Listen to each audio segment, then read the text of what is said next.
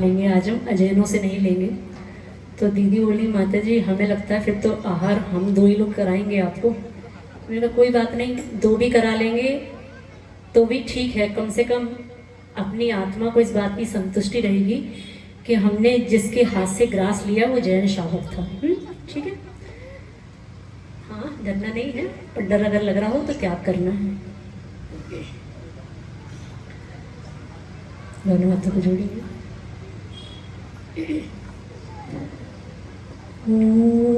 ओंकारं बिन्दुसंयुक्तं नित्यं ध्यायन्ति योगिनः कामिदं मोक्षदं चैव ओंकाराय नमो नमः। अज्ञानतिमिरान्धस्य ज्ञानाञ्जनशलाकया चक्षुरुन्मीलितं येन तस्मै श्रीगुरवे नमः। अनंतानंद सिद्ध परमेष्टि भगवान की, आदिम तीर्थंकर 1008 श्री ऋषभनाथ भगवान की, देवादिदेवी 1008 श्री शांतिनाथ भगवान की, देवादिदेवी 1008 श्री चिंतामणि पार्श्वनाथ भगवान की, वर्तमान शासक नायक श्री वर्धमान महावीर भगवान की, प्रातः स्मरणी परम पूज्य आचार्य भगवान श्री विद्यासागर जी महामुनिराज की, सराखोद्धारक परम पूज्य आचार्य गुरुवर श्री ज्ञान सागर जी महाराज की, परम पूज्य नवाचार्य आचार्य गुरुवर श्री समय सागर जी महाराज की, परम पूज्य आचार्य गुरुवर श्री गेय सागर जी महाराज की, अर्हम योग पढ़ेता परम पूज्य गुरुवर मुनि श्री प्रणम्य सागर जी महाराज की, अहिंसा परमो धर्म की। पूज्य हरिकमा श्री प्रसन्नमती माता जी की, पूज्य हरिका श्री प्रसन्नमती माता जी की, वंदनीय हरिका संघ की।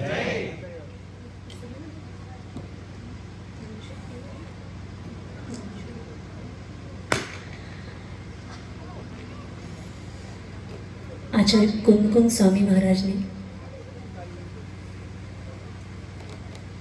अपनी देशना में 7 तत्वों का 9 पदार्थों का वर्णन किया। आपने सभी श्रावकों ने बालबोध में 7 तत्वों के नाम सुने होंगे, जीव, अजीव, मोक्ष। और आपसे अगर पूछें कि पदार्थ कितने होते हैं तो आप इसमें पुण्य और पाप को जोड़ देते हैं तो ये 9। लेकिन आचार्य कुंदकुंद स्वामी महाराज ने इस क्रम को थोड़ा सा अलग रूप में व्याख्यायित किया। आचार्य कुंदकुंद स्वामी महाराज ने जब 9 पदार्थों का वर्णन किया, जब उसकी व्याख्या की, तो उन्होंने जीव और अजीव के बाद पुण्य और पाप को रखा। जीव, अजीव, पुण्य, पाप, उसके बाद शेष 5 तत्वों को। आचार्य कुंदकुंद स्वामी महाराज का इस क्रम को परिवर्तित करने का कारण आपको कुछ समझ नहीं आया होगा। आचार्य कुंदकुंद स्वामी महाराज कहते हैं कि जीव और अजीव जो आपको संसार में दिखाई देते हैं, ये 2 प्रकार के हैं, एक पुण्य और एक पाप रूप। जीव भी पुण्य रूप होते हैं और पाप रूप भी होते हैं। अजीव भी पुण्य रूप भी होता है और पाप रूप भी होता है। अभी तक आपने पुण्य और पाप को मात्र ऐसे ही सुना होगा कि पाप होता है और पुण्य होता है। आज थोड़ा अपने ज्ञान को अच्छा करने का प्रयास करें कि संसार में आपको जितने भी जीव दिखाई दे रहे हैं, ये सभी जीव पुण्य रूप भी हो सकते हैं, कुछ जीव, और कुछ जीव। आपसे एक प्रश्न पूछें, इस समय आपको भगवान की अर्चना करने का, उनकी पूजन करने का अवसर प्राप्त हुआ, आप कैसे जीव हैं? अरे तो बोलो तो कम से कम अच्छे से। बुखार पूरी समाज को ही आ रहा है शायद, है? अब तो सबको ही है, उपकरणों को भी है, संगीतकार भैया को भी है, सबको है। तो अच्छे से कम आप पुण्यशाली जीव हैं तो अपने पुण्य को अच्छे से कहना तो सीखें कि आप कैसे जीव हैं, पुण्य जीव। और जो अभी इस पूजन आराधना से वंचित होकर घर में अभी तक पड़े होंगे, पड़े कहना पड़ता है, वो जीव कौन से? क्या संसार में जितना अजीब पदार्थ दिखाई दे रहा है वस्तु के रूप में, सामग्री के रूप में, चाहे वो स्वर्ण आभूषण हो, चाहे वो पत्थर हो, चाहे वो कास्ट हो, कुछ भी, ये सब भी दो रूप हैं। एक पुण्य रूप, स्वर्ण सबके पास है, रजत सबके पास है, कोई कमी तो नहीं। क्या सबके भाव हो जाते हैं कि हमारे घर में जो स्वर्ण है, हमारे घर में जो रजत है, हमारे घर में जो द्रव्य है, उसका उपयोग हम देवशास गुरु की वैयावृत्ति में करें? सबके भाव हो पाते हैं क्या? ये भाव भी सबके, आपके घर में पड़ा हुआ सोना, पड़ा मतलब अच्छे से तिजोरी में रखा हुआ स्वर्ण, वो स्वर्ण भी अगर भगवान की झारी बनने के लिए, अभिषेक की झारी बनने के लिए, श्री जी के ऊपर 3 छत्र चढ़ाने के लिए अगर वो स्वर्ण का प्रयोग होता है, तो वो स्वर्ण भी कैसा है? पुण्य अजीब। स्वर्ण अजीब है ना, काया है उसके पास, काया है कि नहीं? आप स्वर्ण की काया होती होगी, 24 ठाणा पढ़ लिया ना? चलो प्रश्न पूछते हैं, डॉक्टर साहब का है हमारे सबसे अच्छे स्टूडेंट पुरुष वर्ग में, स्वर्ण की काया होती है या नहीं? विचार करके देखो, इतना पढ़ने के बाद, 15 दिन का शिविर लगने के बाद ज्ञान में कुछ समीचीनपना आया या नहीं? हाँ बताओ। बहुत बढ़िया, एक बार अनुमोदना करो, बोलो भैया कि ज्ञान इतना उत्कृष्ट स्तर पे पहुंच गया कि ये सब किसके रूप हैं? ये सब पुद्गल तो है, हाँ कहाँ लेंगे इनको? एक इंद्रिय में कौन सी काया में ले इनको? पृथ्वी, जल, अग्नि, वायु, वनस्पति। हाँ, तो ये सब भी क्या है? काय तो है इनकी। तो ये इनको आचार्य महाराज ने क्या कहा? अजीव पुण्य। ये अजीब तो है, लेकिन कैसे हैं? अब कुछ सोना घर में ऐसा भी होगा, कुछ स्वर्ण आपके घर में, कुछ क्या सभी स्वर्ण आपके घर में इसी रूप में प्रयोग होता है जो आपके शरीर पे आप धारण करते हैं। क्या इस स्वर्ण को धारण करने से आपके पुण्य में कोई वृद्धि हुई? क्या इस स्वर्ण को आपने हाथों पैरों में पहना, आपके सौंदर्य में तो आप वृद्धि मान सकते हैं, लेकिन आपके पुण्य में कहीं से कहीं तक कोई वृद्धि नहीं हुई। तो ये अजीब कैसा हुआ? समझ में आ रहा है कि नहीं? कुछ नया भी तो सीखो कि पुण्य पाप सुनते तो बहुत हो, कहते तो बहुत हो, माता जी इससे पुण्य होता है, इससे पाप होता है, लेकिन जीव अजीब भी पुण्य और पाप रूप होते हैं। आज इस बात को भी थोड़ा सा सीखने का प्रयास करें। आप मंदिरों में देखते हैं कि हमको पूजन करने का, भक्ति करने का बहुत उत्साह रहता है। रानीपुर में है, समय से नहीं आते वो ठीक है, लेकिन एक समय आने पर सब आ जाते हैं। 7 बजे का कहते कहते कितने बजे तक आ जाते हैं? 8:30 तक, कुछ तो 9 बजे भी आए हैं। आप समझें, जिस समय वो विधान की समाप्ति होनी चाहिए, जिस समय गुरुओं की देशना सुनने का वो समय होता है, हमें लगता है उस समय तो आपको लगता है कि चलो अब घर से चलते हैं। जीवन में इतनी व्यस्तता किस बात की? क्या चलता है रानीपुर के घरों में? बोलो तो, क्या चल रहा है? करवा चौथ चल रही है क्या? आज थोड़ा सा अपने ज्ञान को थोड़ा सा अच्छा कर लें, थोड़ा ज्ञान को पैना कर लें। ज्ञान मोथरा हो गया है। रानीपुर का मुझे नहीं पता यहाँ की महिलाएं कैसी हैं, लेकिन हम जब दीक्षा से पूर्व बड़े शहरों में थे, दिल्ली आदि में देखा और बड़े बड़े शहरों में भी देखा कि एक प्रथा चलती है। किसकी? करवा चौथ की। आपको लगता है आपके 24 घंटे भूखे प्यासे रहने से इनकी उम्र बढ़ जाएगी? अगर इनकी उम्र बढ़नी होती तो फिर संसार के सभी जीव क्या करते? और सब अजर अमर हो जाते। करवा चौथ करना है ना, उम्र बढ़ानी है, बढ़ाओ। आचार्य महाराज जी के पास, सब आचार्य श्री जी के पास जब ये जबलपुर में तिलवारा घाट में ये योजना प्रारंभ नहीं हुई थी आयुर्वेद संबंधी, तब आचार्य श्री जी के पास लोग उसका नाम लेने के लिए पहुंचे कि आचार्य श्री जी, जो आप संस्था प्रारंभ करवा रहे हैं, जो आप चिकित्सालय प्रारंभ करवा रहे हैं आयुर्वेद का, इसका नाम क्या दें?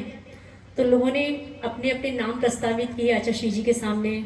चिरायु, चिरायु अर्थात आप आशीर्वाद देते हैं क्या? चिरायु भव। चिरायु अर्थात दीर्घायु।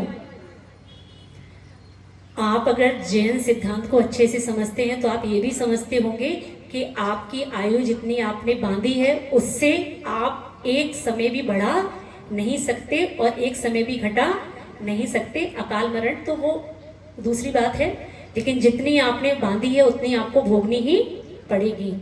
तो आचार्य श्री जी से जब नाम पूछा गया तो आचार्य श्री जी ने क्या नाम दिया? आचार्य श्री बोलते हैं जितनी आयु मिली है उसको बढ़ाना घटाना तो नहीं है, जितनी आयु मिली है उसको पूर्ण भोग लो, पूर्ण स्वस्थता से भोग लो, यही जरूरी है। इसलिए उसका नाम क्या दिया आचार्य श्री जी ने? पूर्ण आयु, चिरायु नहीं दिया। आप होते, आपसे नाम पूछा जाता तो आप क्या देते? चिरायु, दीर्घायु। लेकिन आचार्य श्री की चिंतन शैली देखिए कि आचार्य श्री ने नाम क्या दिया? पूर्ण आयु। आप इनके लिए एक दिन भूखा रह लो चाहे एक साल भूखा रह लो, इनके लिए समझ रहे हैं ना, अपने स्वामी जी के लिए एक साल भी भूखा रह लोगे तब भी कुछ होने जाने वाला नहीं है। जैन समाज में ऐसी ऐसी मिथ्या धारणाएं आपकी देखी जाती हैं कि जैन महिलाएं वो दिन भर भूखी रह के शाम को जब चंदा मामा निकलते हैं तो उनको देख के अपना उपवास खोलती हैं। यहाँ नहीं होता, मुझे पता है यहाँ इसलिए नहीं होता कि 10 लोग तो रह रहे हो समाज में गिनती के, 10 में एक करने लगेगा तो अभी वो चर्चा का विषय बन जाएगा। समझ में आ रहा है ना? आपकी मजबूरी है कि आप कर नहीं पा रहे हैं। एक उम्र पे जाने के बाद ये सब नहीं होता, वो हम भी समझ रहे हैं, लेकिन आपके घर की बहुएं जब बाहर जाके, हाँ, इस बात को चिंतन में लाने का थोड़ा प्रयास करना कि वास्तविकता ऐसी है या नहीं। जब आपके घर की बेटे बहुएं बाहर चले जाते हैं, चाहे वो विदेशों में जाएं, चाहे वो बड़ी अच्छी सिटी में जाएं, अब उनको लगता है कि मेरे ऊपर कोई अंकुश नहीं है। डांट के बिना शिष्य और शिष्य का भविष्य नहीं, ये तो सुना है। और अनुशासन के बिना एक श्रावक का भी भविष्य नहीं, ये भी अच्छे से समझना। आपका जीवन तभी एक अच्छी ऊंचाइयों पर पहुंच सकता है जब आपके जीवन पर क्या हो, थोड़ा सा क्या हो, आपको भले ही लगता हो कि हमें वो जीवन पसंद है जिसमें किसी का अंकुश नहीं, लेकिन वास्तव में उस जीवन का कोई भविष्य नहीं जिस पर किसी का कोई अंकुश नहीं, कोई संयम नहीं। तो यहाँ तो ठीक है सब, लेकिन बात हम कर रहे हैं रानीपुर की नहीं, हम बात कर रहे हैं जो आपके घर के बहुएं बाहर चली गई हैं। ये ऊपर वाला सब जानता है। कल चर्चा का विषय बन गया कि माता जी को हमारे घर की बताई किसने। कल रानीपुर में चर्चा का विषय क्या रहा, समझ में आ रहा है? साधु को कैसे पता लगा? चर्चा इस बात की नहीं करनी है, हमें अपनी चर्या में सुधार करना है, आवश्यकता इस बात की है। आपके बेटी बहुएं अगर उनके अंदर भी ये मानसिकता है तो आप उनके ज्ञान को भी थोड़ा सम्यक ज्ञान बनाने का प्रयास करें कि बेटा ये पाश्चात्य संस्कृति की जो हवा चल रही है, इस हवा में तुम बह मत जाना। ये सब कहां से आया? ये सब कहां से आया? पाश्चात्य संस्कृति जो आप जिसको आज अपना रहे हैं, इसकी इतनी हवा चल रही है, इस हवा में आपके जैन धर्म के संस्कार भी ना बह जाएं, इस बात का अच्छे से ध्यान रखना, तब वास्तव में जैन संस्कृति जीवंत रह पाएगी। क्यों, चलता है कि नहीं? और हाँ तो बोलो, अच्छे से बोलो। हाँ माता जी चलता है, पहले बोलो, आगे हम तब बोलेंगे जब अच्छे से बोलोगे। तब हम आपको कहें कि आप जैन श्रावक हैं। जब जैन धर्म के सिद्धांत को आप अच्छे से जानते हैं कि ना आत्मा भटकती है, ये सिद्धांत आपको 2 दिन से स्पष्ट करा रहे हैं, शायद आपके ज्ञान में कुछ आया हो, और इस सिद्धांत को भी आप अच्छे से समझ लें कि किसी भी जीव की आयु घटती बढ़ती नहीं है। समझ में आ रहा है?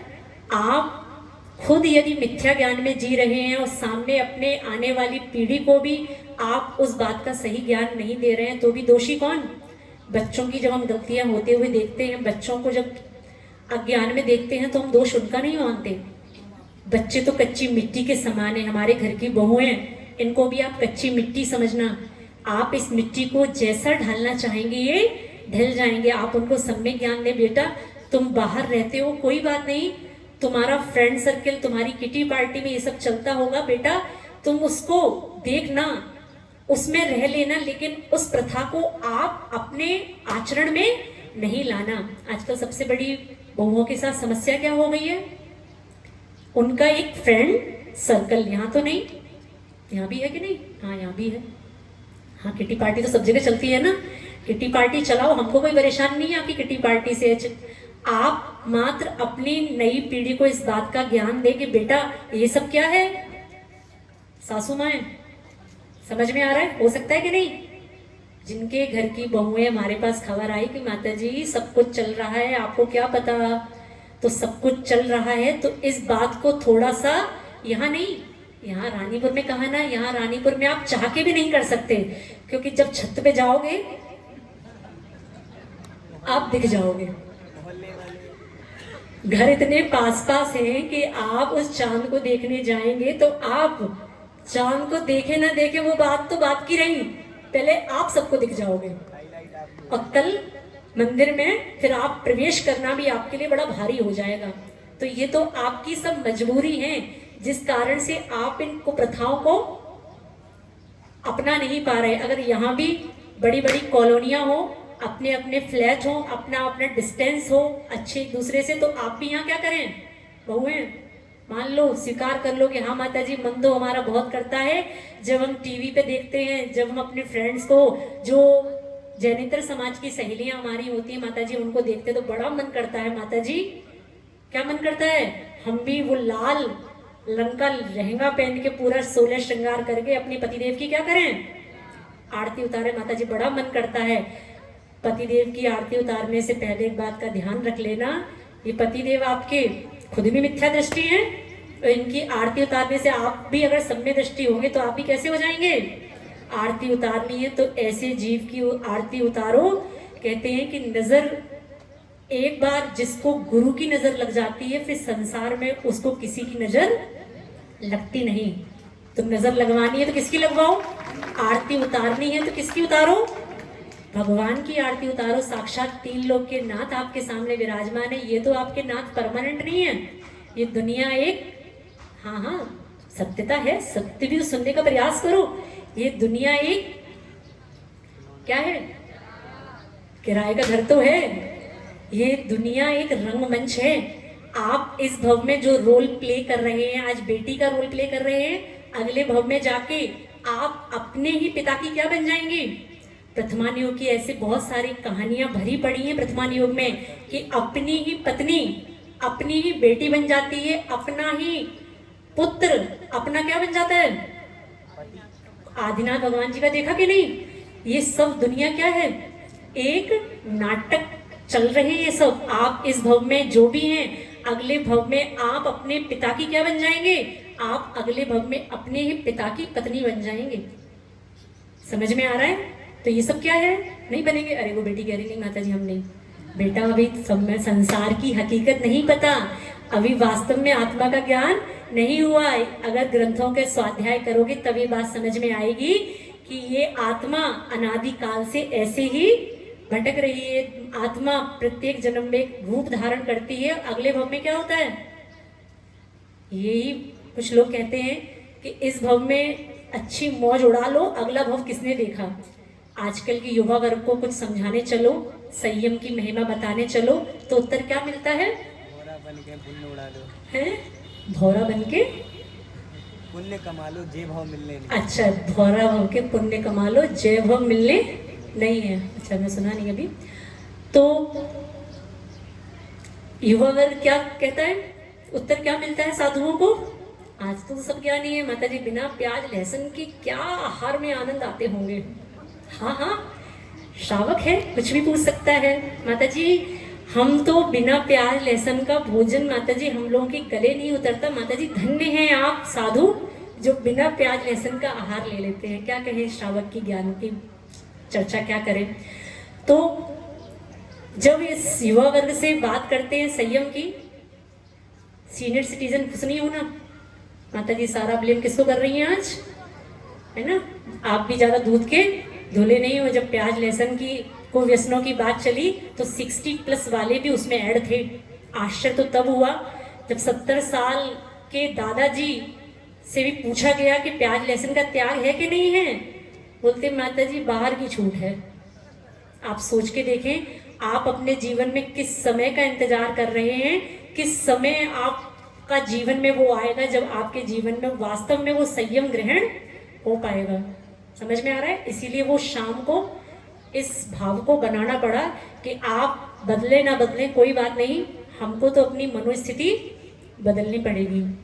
पूज्य महाराज जी एक बात बहुत अच्छी कहते थे, जब कभी हमें किसी चीज का विकल्प होता था, वो कहते थे परिस्थिति को बदलना अपने हाथ में नहीं है। जब किसी भी विपरीत परिस्थिति को, प्रतिकूल परिस्थिति को देखते थे, वो हमेशा ही कहते थे कि ये परिस्थिति बदलना अपने हाथ में नहीं है, अच्छा है कि अपनी मनोस्थिति बदल ली जाए। समझ में आ रहा है?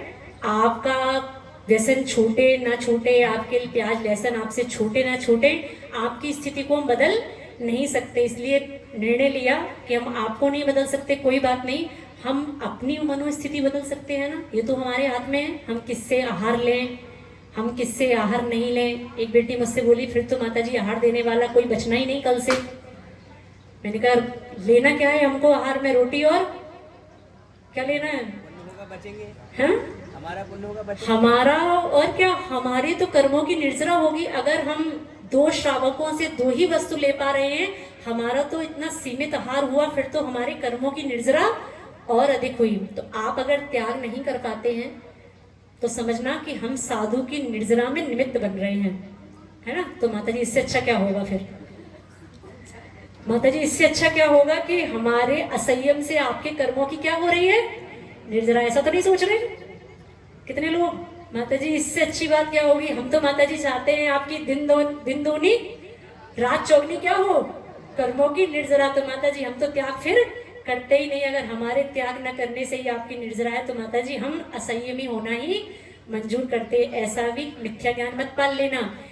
आप सोच के देखें, आप देवशास गुरु के चरणों में पहुंचते हैं, इन प्रतिमाओं को विचार करके देखें। इस मंदिर के जब पंचकल्याणक हुए होंगे या किसी भी प्रतिमा जी के जब पंचकल्याणक हुए होंगे, तो उस आचार्य परमेष्ठी ने इस प्रतिमा के कान में सूर्य मंत्र दिया होगा। आप बोलते हैं सूर्य मंत्र, सूर्य मंत्र नहीं होता, सूर्य मंत्र। जो मंत्र आचार्य परमेष्ठी भगवान के द्वारा दिया जाए, इसलिए उसको क्या बोलते हैं? आप सोच के देखें, उस प्रतिमा की प्रतिष्ठा जिस समय हुई होगी, कितने पवित्र मंत्रों का उच्चारण उन प्रतिमा जी के कर्ण में किया गया होगा। इसीलिए कहा कि गर्भगृह में कभी भी अशुद्धि से ना जाएं, कभी भी अशुद्ध वस्त्रों में ना जाएं, क्योंकि उस प्रतिमा जी की शुद्धता से उसकी जो ऊर्जा है, उस ऊर्जा वो वहां बनी रहे, वहां पॉजिटिव एनर्जी, इसलिए आपका वहां प्रवेश निषेध रखा। आप सोचें, आप शाम को गलत चीजें खाके, अच्छा प्याज लहसुन का भोजन करके, सुबह अच्छा नहा धो के आप कहाँ पहुंचे? क्यों मंदिर में अभिषेक सब करते हैं ना? क्या नियम ऐसा तो नहीं है आपके मंदिर में कि जो प्याज लहसुन खाता है वो अभिषेक नहीं करता? सब खाते हैं और सब करते हैं। आप सोच के देखें कि क्या उस प्रतिमा जी की पवित्रता बची? 3 लोक के नाथ हैं, 3 लोक के ईश्वर हैं, ये हमारे ये हैं, हमारे वो हैं, हमारे भगवान, हमारे सब कुछ हैं। आप उन भगवान का गुणगान तो कर लेते हो। एक बार इस बात को विचार करके देखना। बड़े लोग, सीनियर सिटीजन, छोटों को तो हम तब समझाएं जब पहले बड़ों में सुधार आए। इन प्रतिमा जी के अभिषेक करने से पहले अपनी इतनी योग्यता देख लेना कि भगवान मैं क्या आपके मस्तक पर धारा डालने की योग्य हूं या नहीं। अपनी पात्रता का परीक्षण स्वयं करना। इष्टोपदेश ग्रंथराज में आचार्य महाराज ने कहा, लिखा कि सबसे बड़ा गुरु कौन है? सबसे बड़ा गुरु अपनी आत्मा है। दूसरा कोई गुरु आपका व्यवहार में हो सकता है, लेकिन निश्चय से सबसे बड़ा गुरु आपका कौन? आपकी ही आत्मा। जिस समय आप श्री जी पे अभिषेक करें, जिस समय आप श्री जी की प्रतिमा को स्पर्श करें, उस समय अपनी पात्रता का निरीक्षण करना कि मैं इस प्रतिमा के चरण स्पर्श करने योग्य हूं या नहीं। मान लो आज ऐसा नियम यहाँ बना दिया जाए कि प्रतिमा जी के दर्शन कोई भी करे, लेकिन स्पर्श मात्र कौन करेगा? अब हम एक प्रश्न आपसे पूछते हैं, कितने लोग बचेंगे यहाँ अभिषेक करने के लिए? एक बार हाथ खड़े करो। 1 2 3 4 5 6 7 8 9 10 11। बहुत अच्छे। इतने लोग प्याज लहसुन का सेवन नहीं करते। बाहर वाला, ये जैन धर्म में कोई छूट का सिस्टम नहीं है, है ना? जब हम लोग की पीछे हाथ में आ जाती है तब ऐसा नहीं लिखा कि वहां पे जब 3 अंतराय हो जाए तो चौथे दिन छूट ले लेना, कोई बात नहीं, कर लेना एक दिन आहार।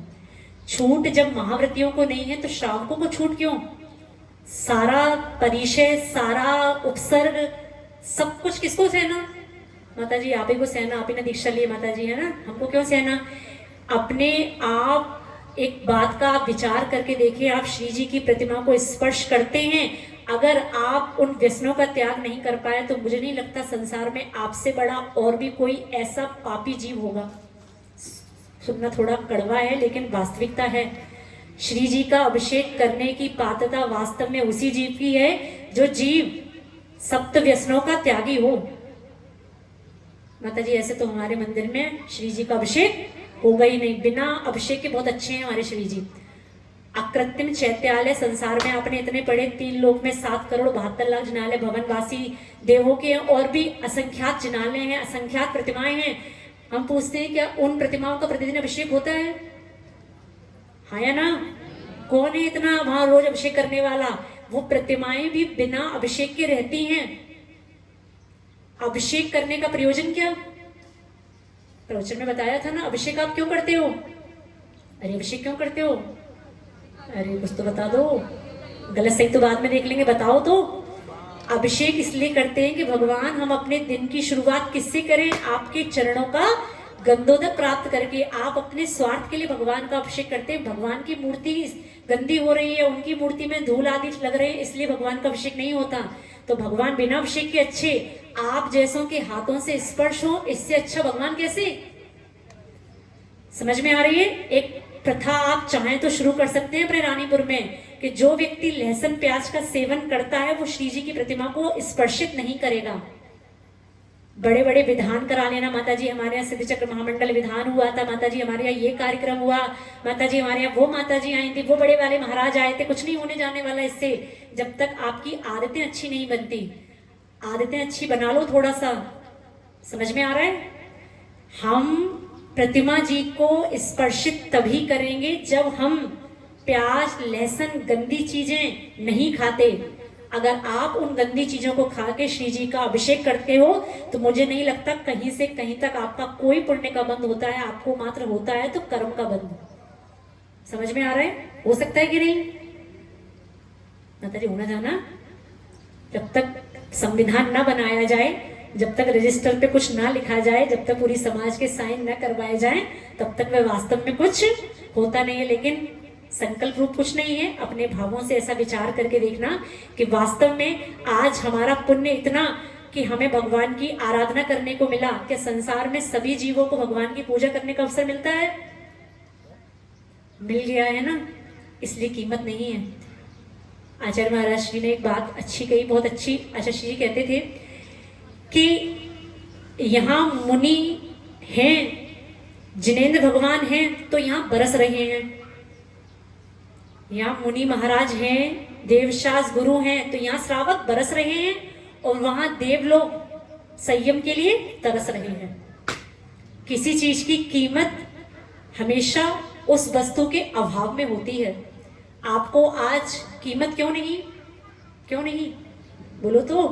क्योंकि आजकल आज हमें वो चीज सुलभता से मिल रही है। उस चीज की कीमत वहां जाके पूछना। जब आचार्य भगवान शांति सागर जी महाराज हुए, जिस समय मुनिराज नहीं हुए, वास्तव में उस समय श्रावक के अंदर छटपटाहट होती थी कि मुझे कौन मिल जाए, मुझे मुनिराज के दर्शन मिल जाए। इसलिए शास्त्रों में पढ़ने को ऐसा मिल जाता है, क्या एक पंक्ति पढ़ने में मिल जाती है कुछ ग्रंथों में। क्या पंक्ति? ना कुछ नहीं पता। पंचम काल मुनि दिखत नाही। पंडित लोगों ने वहां पे लिखा शास्त्रों में कि पंचम काल में हमें कौन दिखाई नहीं दे रहे? मुनिराज दिखाई नहीं दे रहे। वो तरस रहे थे वहां पे कि मुनिराज दिखाई नहीं दे रहे। आज आपको मिल रहे हैं देवशास गुरु, तो उनकी इतनी कीमत समझ लो। आज पार्श्वनाथ भगवान का विधान के शुभ अवसर पर अपनी आत्मा में इतना सम्यक ज्ञान भर लो कि हम श्री जी की प्रतिमा को तभी स्पर्शित करेंगे। भगवान हम इस योग्य पहले बन जाएं कि हम आपकी प्रतिमा को स्पर्शित कर सकें। जब तक भगवान हम आपको स्पर्श करने के योग्य नहीं है भगवान, तब तक हम भावना भाएंगे कि भगवान मेरे जीवन में एक दिन जल्दी ऐसा आए कि मैं आपके चरणों को स्पर्श कर सकूं। हमारी तो भावना है, आपकी भावना सप्त व्यसन का त्याग तो ठीक है, लेकिन जितनी गलत चीजें हैं, लहसुन प्याज, जैन कुलों में लहसुन प्याज, हाँ बहुत अच्छी बात है, छोड़ना चाहते हो। आचार्य महाराज सुनो, शास्त्रों में आचार्यों ने लिखा कि श्रावक को उस चीज का त्याग करना बताया जो चीज उस योग्य खाने नहीं है। जैसे कि आपको हम त्याग कराएं तो किस चीज का कराएं? उस चीज का नहीं जो आपके कुल में चलती नहीं, वो तो वैसे भी नहीं खानी। त्याग करना है तो किस चीज का करो? जो आप वस्तुएं खाते हैं। हम आपसे कहें आप लहसुन का त्याग करो, आप प्याज का त्याग करो, त्याग क्यों करना? निषेध है, आगम में निषेध है, आपको वो वस्तु खानी ही नहीं, तो त्याग कैसा? त्याग उसके लिए बताया जो वस्तुएं आप सेवन करते हैं आप उसमें से त्याग करें। तो ये चीजें तो सेवनी है ही नहीं, सब अभक्ष्य है, मादक पदार्थ हैं, नीच कुल में खाने के लिए हैं। समझ में आ रहा है? जैन कुल उच्च कुल है। कैसा कुल है? उच्च कुल को आपने क्यों नीच कुल बना रखा है? क्यों थोड़ी सी 4 अंगुल की जिव्या इंद्री के चक्कर में आप लहसुन प्याज का मादक पदार्थों का त्याग नहीं कर पाते और आप जिनेंद्र भगवान को स्पर्शित करते हैं? हमें लगता है हमारे प्रवचन का नाम कड़वे प्रवचन हो जाना चाहिए। अब कड़वे प्रवचन इसलिए हो गए बहुत दिनों से कि सोच रहे हैं चतुर्मास तो समाप्ति की ओर है ही, हमें तो विहार करना ही है, अपना काम करके चले जाओ और बुरा मान जाओगे तो बहुत अच्छी बात है। श्रावक की दिक्कत ये है कि श्रावक बुरा मानता नहीं। हम तो ये कहते हैं, हम ये नहीं कहते कि बुरा नहीं मानना, हम कहते हैं बुरा मानना, बिल्कुल हमारी हर बात का बुरा मानना, क्योंकि बुरा मानोगे नहीं तब तक आपका मान गलित होगा नहीं। समझ में आ रहा है? तो पार्श्वनाथ भगवान के विधान के अवसर पर आप चाहें तो आज ये संकल्प ले सकते हैं कि बाहर का, अंदर का, घर का, बाजार का मुझे नहीं पता, मुझे पता है तो सिर्फ इतना पता है कि हमारे जैन कुल में ये वस्तुओं का निषेध है, हमारे जैन आगम में आचार्य ने इन वस्तुओं के लिए निषेध किया है। हम भगवान महावीर के वंशज हैं, हम इन वस्तुओं का सेवन कभी भी नहीं करेंगे। बेटियां कह रही थी माता जी घर में तो संभव होता है लेकिन बाहर जाते हैं तब संभव नहीं होता। बेटा तुम जैसे अभी रह रहे हो, हम भी 7-8 साल पहले ऐसे ही रहे, हमने भी बाहर जॉब किया, हम भी बाहर रहे हैं, हम भी हॉस्टल में रहे हैं, सब कुछ किया है, लेकिन जीवन भर परिवार में कभी प्याज लहसुन देखा नहीं। क्या हम भूखे रहे? बाजार का भी खाया है, सब कुछ खाया है, लेकिन फिर भी आज एक बेटी की शंका थी कि माता जी बाजार में कुछ वस्तुएं खाते हैं जैसे ये गप्पे, हाँ, तो माता जी जब हम अब हर चीज तो नहीं छोड़ सकते, ठीक है, अब पानी माता जी वही है, जलजीरा वही है, तो माता जी अब प्याज नहीं खा रहे हैं लेकिन बिना प्याज का भी खा रहे हैं, तो पानी तो वही है, हम उसकी भी छूट देते हैं। क्योंकि हमारे गुरु ने जब हमें बताया तो हमारे गुरु ने भी यही कहा था कि कोई बात नहीं, आप पूरा उसको प्रत्यक्ष रूप में सेवन नहीं करें, उसकी लगार लगी है इतनी छूट है। अब पूरा एकदम से महाव्रती नहीं बना रहे हैं, लगार की छूट है, लेकिन साक्षात उस वस्तु में प्याज डला है, लहसुन डला है, आप उसका त्याग रखें। समझ में आ रहा है? तो आप इस बात का तर्क देते हैं कि माता जी हम लोग बाहर रहते हैं, माता जी हम लोग बाहर पढ़ाई करते हैं, ये माता जी अनपढ़ नहीं बैठी, ये माता जी भी अच्छी पढ़ी लिखी बैठी हैं, हम भी बाहर रहे हैं, है ना? समझ में आ रहा है ना? सब कुछ पढ़ लिख के ही यहाँ बैठे हैं, इतने समय बाहर रहने के बाद भी सब कुछ खाया, लेकिन प्याज लहसुन, एक बार की घटना आपको सुनाते हैं। अपना इतना संकल्प था कि प्याज लहसुन नहीं खाना, रेस्टोरेंट में गए, बर्गर खाया, सब खाते थे, बर्गर में क्या आता है बीच में? ईमानदारी थी अपने नियम के साथ, प्याज उसके स्लाइस खोले, बर्गर को खोला, प्याज निकाले और खाया।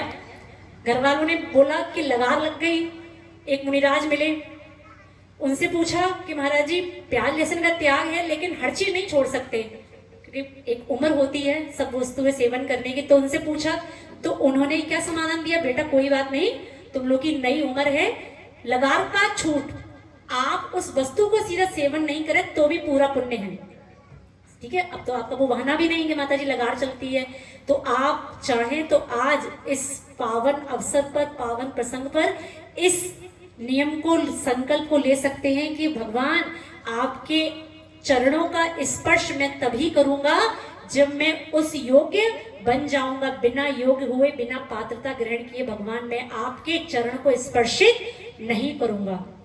जब अंदर से छटपटाहट होगी कि 1 माह बीत गया है, 1 वर्ष बीत गया है, हमने श्री जी के सिर पे धारा नहीं डाली है, तो हो सकता है आपके अंदर वो भाव बन जाए और फिर भी प्याज लहसुन खाते हुए भी श्री जी का अभिषेक करोगे। मुझे लगता है 3 लोग के नाथ की संसार में इससे बड़ी अभिनय और कोई नहीं है। भले ही आप कितना भी चावल चढ़ा जाओ, कितना भी अच्छा बासमती वाला भी चढ़ा लो, कुछ भी चढ़ा लो, आपकी कोई भक्ति हमें लगता है फलदायी नहीं है जब तक आप श्री जी को बिना विनय के उनको स्पर्शित करते हैं।